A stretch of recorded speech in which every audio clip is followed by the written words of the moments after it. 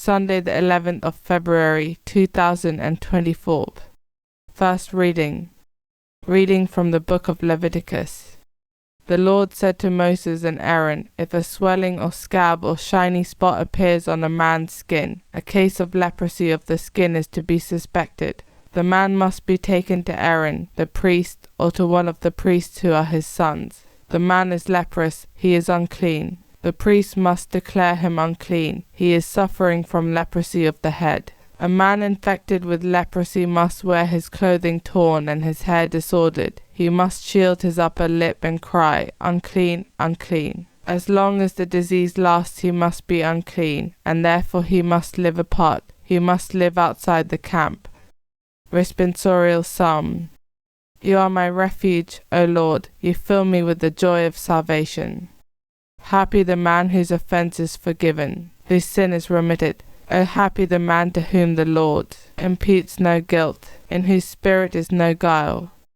You are my refuge, O Lord. You fill me with the joy of salvation.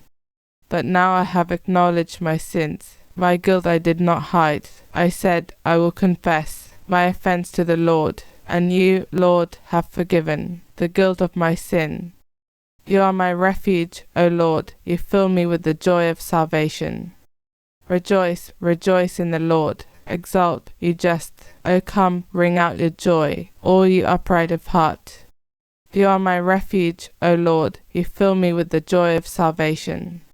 Second reading. Reading from the first book of Corinthians. Whatever you eat, whatever you drink, whatever you do at all, do it for the glory of God.